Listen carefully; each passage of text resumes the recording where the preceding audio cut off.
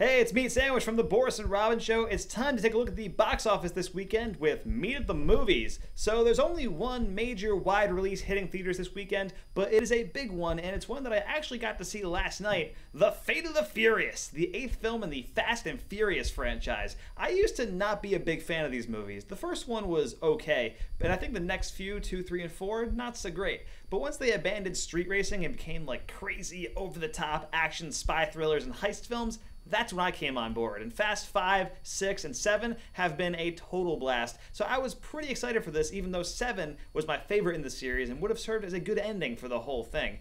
I don't think Fate of the Furious is as good as those 3 movies, but it pretty much delivers exactly what you want from the series, which is insane, over-the-top action involving cars while characters throw around funny banter. I'm not sure it tops the insanity of Furious 7, which is basically a live-action cartoon. But Fate of the Furious features a scene where the bad guys hack all the cars in New York, so thousands of driverless cars are speeding down the streets of New York City, attacking a convoy like the zombies in World War Z. It is a sight to behold. Anyway, the big thing surrounding this movie is that in this one, Vin Diesel's character Dom, the hero of this series, betrays his team and is working for the villain, who in this movie is played by Charlize Theron. And not only that, but the villain from the last movie, Jason Statham, has to work with the heroes to bring him in. The best scenes in this movie involve Jason Statham and The Rock, who are the best together, and probably have the best action sequence in the movie too, with their prison breakout early on. Plus, these movies just keep adding the best actors to their ensemble. I already mentioned Charlize Theron, Kurt Russell is back from the last movie, even Helen Mirren pops up in this one, which is insane.